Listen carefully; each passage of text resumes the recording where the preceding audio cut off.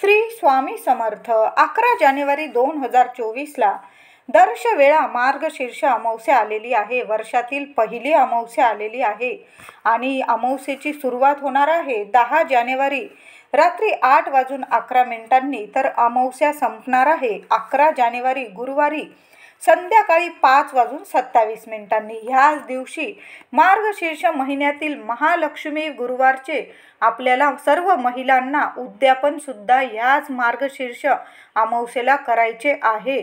तुमचा एखादा गुरुवार राहून जरी गेलेला असेल 1-2 गुरुवार तरी पण आपल्याला व्रताची सांगता ह्याच गुरुवारी शेवटच्याच गुरुवारी करायची आहे.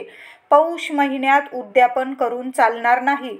प्रत्येक गोष्टीची एक वेळ काळ देवाने लिहून दिलेला असतो आणि मातेने देवी लक्ष्मीने आपल्याला स्वतः सांगितलेले आहे. पहिल्या गुरुवारी व्रत सुरू करावे आणि शेवटच्या मार्गशीर्ष महिन्याच्या शेवटच्या गुरुवारी मग अमावस्या जरी आली तरी त्याच दिवशी आपल्याला व्रताची सांगता उद्यापन करायचे आहे. तुम्ही एक सुहासीन स्त्रीला पूजा किंवा 7 सुहासीन स्त्रियांना पूजा, घरी बोलवा, मानपान द्या, गोड दुधाचा नैवेद्य त्यांना प्रसाद म्हणून द्या, केळ फूल ओटी भरा त्यांची आणि अशा पद्धतीने साध्या सोप्या पद्धतीने तुम्ही उद्यापन ह्या दिवशी करू शकता. कुमारिकेंनी उद्यापन ह्याच प्रकारे करायचं आहे. 1 किंवा 7, 5 तुम्हाला जेवढ्या कुमारिका भेटतील त्यांना केळ फूल किंवा एखादी म्हणजे शृंगाराची वस्तू किंवा एखादा ब्लाऊज पीस लाल कलरचा, हिरव्या कलरचा लाल ब्लाऊज पीस, त्यात थोडेसे अक्षता. महिलांनी सुद्धा उद्यापन करताना ज्या स्त्रिया तुम्ही बोलवाल, महिलांना बोलवाल, त्यांची ओटी भराल किंवा त्यांना पीस किंवा शृंगाराच्या वस्तू द्याल त्यामध्ये किंवा विड्याचं पान द्या त्यांना. त्या विड्याच्या पानात मूठभर का होईना तांदूळ दिल्याशिवाय उद्यापन करू नका. तांदूळ म्हणजे प्रत्यक्ष लक्ष्मी माता असते आणि आपण ज्या लक्ष्मी माता घरी पूजणार आहोत, उद्यापनाला ज्या महिलांना बोलवणार आहोत त्या प्रत्यक्ष आपण लक्ष्मी स्वरूपच पूजणार आहोत आणि त्यांना थोडे का होईना तांदूळ द्या आणि त्या जेव्हा जातील त्यातून थोडेसे तांदूळ काढून घ्या. म्हणजे आपण जेव्हा ओटी भरतो आपण ओटीतील थोडेसे तांदूळ घेऊनच घेतो आपल्या घरात. याचा अर्थ आपल्या घरात भरभराट होण्यासाठी हा उपाय असतो.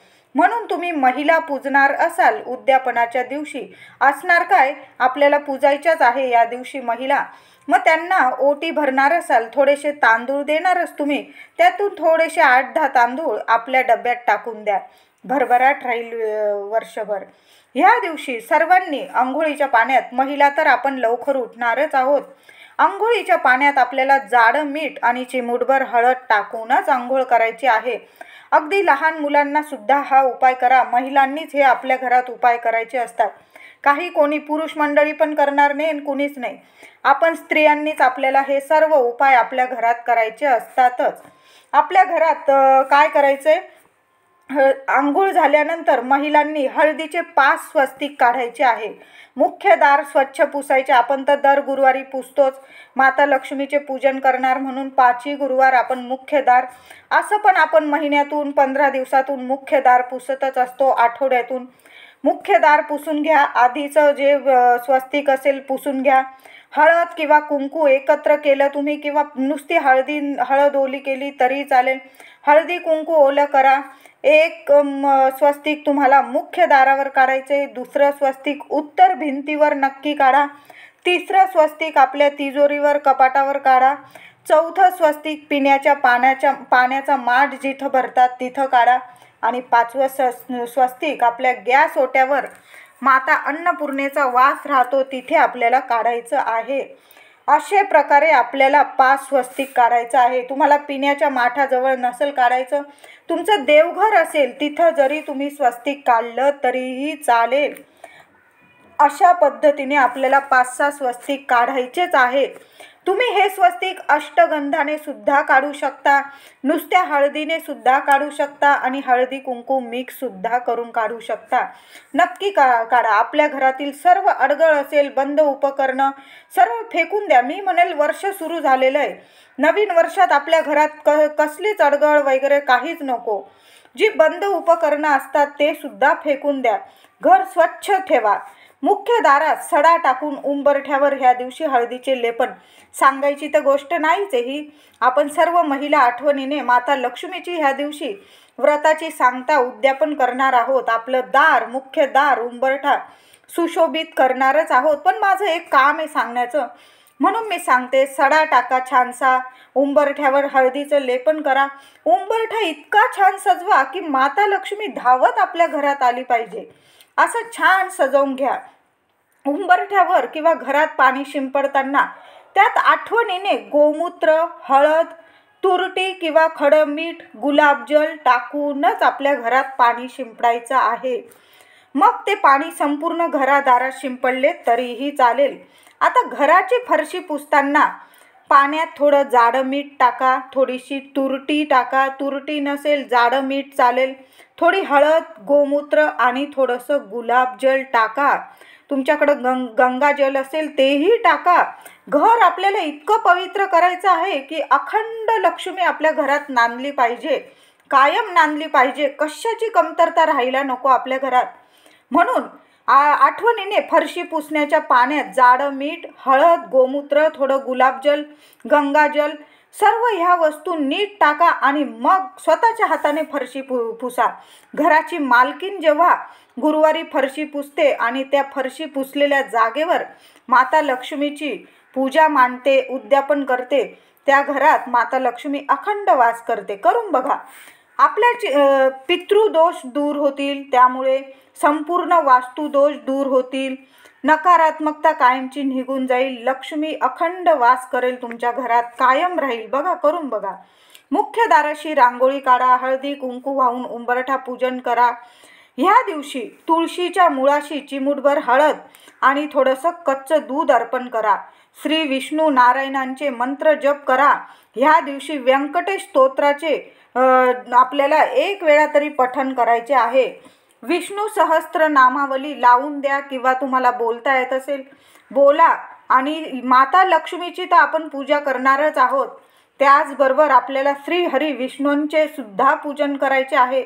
त्यांची सुद्धा माता लक्ष्मी बरोबर श्री विष्णूंची सुद्धा सेवा करायची आहे. माता लक्ष्मी कायम आपल्याला भरभरून देत राहील. घरातील देवांची पूजा करून माता लक्ष्मीची आपण पाटावर पूजा मांडणार आहोत. त्याचबरोबर आपल्याला श्री हरी विष्णूंची सुद्धा सेवा करायची आहे. तुमच्या कुलदेवीला माता लक्ष्मीला ह्या दिवशी कुंकुमार्चन करायचे आहे.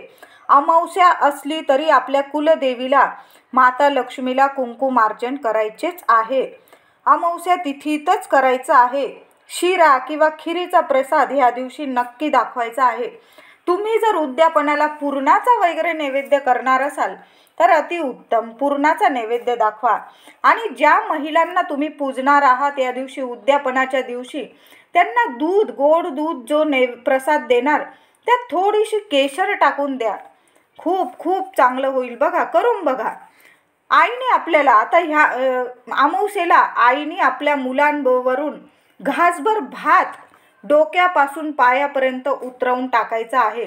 तुमची मुलं चिडचिड करत असतील, ऐकत नसतील, वाटेल तसे वागत असतील, मन लागत नसेल अभ्यासात, मग काय करायचं? अमावस्या पौर्णिमेला आपण आई तर उपाय करतच असते. तर मार्गशीर्ष अमावस्येला काय करायचं? थोडासा भात शिजवूनच ठेवा. अख्ख्या तांदळाचा मीठ न टाकता भात शिजवून घ्या. आईने 12च्या आत हा उपाय करायचा आहे. आईने मुलाला समोर बसवा, पूर्व पश्चिम बसवा, कुठल्याही दिशेला बसवलं चालेल, उभं राहू द्या, बसवून घ्या, कसंही. पण आईने आपल्या मुलांवरून घासभर भात डोक्यापासून पायापर्यंत नीट 7 वेळा उतरवून एखाद्या पक्षाला टाकून दिला तरीही चालेल. गच्चीवर टाका, एखाद्या झाडाखाली टाका तरीही चालेल. तो घास 12 वाजेपर्यंत आपल्या मुलांवरून उतरवून टाकायचा आहे. कारण दुपारी 1 वाजेपर्यंत तो पक्ष्यांनी खाऊन टाकला तरी चालेल. नंतर जर तुम्ही हा उपाय केला मग पक्षी खाणार नाही, तो पायदळी येईल भात. म्हणून मी सांगते 12 वाजेच्या आत आपल्या मुलांवरून हा भात उतरवून टाका. तुमच्या नवऱ्याला दृष्ट लागली असेल तर हाच उपाय तुम्ही नवऱ्यावर सुद्धा करू शकता. थोडासा घासभर भात घ्या, नवऱ्यावरून सुद्धा 7 वेळा उतरवून 12च्या आतच कुठं पक्ष्यांना टाकून द्या किंवा एखाद्या झाडाखाली टाकला, कुणीही खाल्ला, पशु पक्षी मुंग्या किडे चालेल, पण कोणाच्या पायाखाली यायला नको. त्यांच्या कामात यश मिळेल. त्यांना यश मिळत नसेल किंवा त्यांचं नोकरीबद्दल काही प्रॉब्लेम असतील किंवा कोणी त्रास देत असेल, कुठली बाधा झाली असेल, दृष्ट लागली असेल, नजर बाधा, त्यांच्यावरून सुद्धा घासभर भात उतरवून टाकाय. हा अमावस्येला गुरुवार आलेला आहे. हा उपाय आपल्याला सर्व महिलांनी करायचाच आहे. त्याचबरोबर एक घास दही भात, घासभर भात घ्या, त्यावर थोडं चमचाभर दही टाका आणि पूर्वजांच्या नावाने गच्चीवर किंवा कुठेही जिथे कावळा घास लगेच खाऊन जाईल किंवा चिमणे पाखरं खाऊन जातील, त्या जागी आपल्याला दुपारी 12च्या आत हा घासभर दही भात ठेवून द्यायचा आहे. मनापासून आपल्या पूर्वजांना शांती मिळावी म्हणून प्रार्थना करा, मुक्ती शांती मिळावी म्हणून प्रार्थना करा आणि दही भात वरती ठेवून या. त्याचबरोबर आपल्याला मुलांवरून एक विड्याचं पान घ्या, त्यावर थोडंसं खडं मीठ, पिवळी मोहरी किंवा काळी मोहरी, 4-5 सुक्या लाल मिरच्या ठेवून ते पान मुलांवरून, तुम्हाला जर भाताचा उपाय करायचा नसेल तर मग मी सांगते हा उपाय करा. 3 वेळा ते विड्याचं पान डोक्यापासून पायापर्यंत उतरवून जाळून टाकायचं आहे. एखाद्या भांड्यात तव्यावर किंवा चुलीत जरी जाळलं तरी चालेल, पण घरात ते गॅसवर पान जाळू नका. आधीच थोडीशी अग्नीची तयारी करून ठेवा. नंतर ते पान जाळल्यानंतर हातपाय धुवून घ्या आणि मग घरात या. आता 11 जानेवारी मार्गशीर्ष शेवटच्या गुरुवारी 11 तारखेला दुपारी 12च्या आत काय करायचंय, तुम्हाला एक नारळ घ्यायचंय, घरावरून उतरवून घ्या. 7 वेळा आपल्या मुख्य दाराबाहेर उभे राहा आणि 7 वेळा तो नारळ आपल्या दारावरून मुख्य घरावरून उतरवून घ्या आणि तो नारळ बाहेर फेकून द्या किंवा फोडून टाकला तुम्हीही तरीही चालेल किंवा कचऱ्यात टाकून दिला तरीही चालेल. कुठली चिडा पिडा बाधा दोष कसलेच राहणार नाही तुमच्या घरावर. नक्की एक नारळ आपल्या घरावरून, स्त्रियांनी उपाय केला, पुरुषांनी केला, कुणीही केला, पण मुख्य स्त्री आणि मुख्य पुरुषानेच हा उपाय करायचा आहे. आपल्या घरासाठी आपण उपाय करायचे असतात. एक नारळ घ्या, दुपारी 12 वाजेच्या आत, 12 वाजता केला, अगदी 12च्या टोल्याला तरीही चालेल, मुख्य दाराबाहेर उभं राहा. शेंडी आपल्या घराकडं मुख्य दाराकडं आली पाहिजे अशा पद्धतीने एक नारळ 7 वेळा उतरवून कचऱ्यात टाकून द्या किंवा एखाद्या रस्त्यावर फोडून टाकला, फेकून दिला तरी चालेल. फक्त कुणाचे पायाशी येणार नाही याची काळजी घ्या. कुठली चिडापिडा तुमच्या घरावर राहणार नाही. आपण स्त्रियांनी मार्गशीर्ष महिन्याच्या शेवटच्या गुरुवारी म्हणजे मार्गशीर्ष अमावस्येला हे सर्व उपाय जेवढे जमतील तेवढे सर्व उपाय आपल्या स्त्रियांना करायचेच आहे. माता लक्ष्मीची अखंड कृपा प्राप्ती होईल आपल्यावर. व्हिडिओ आवडला असेल लाईक करा, शेअर करा, चॅनलला सबस्क्राईब करा. धन्यवाद.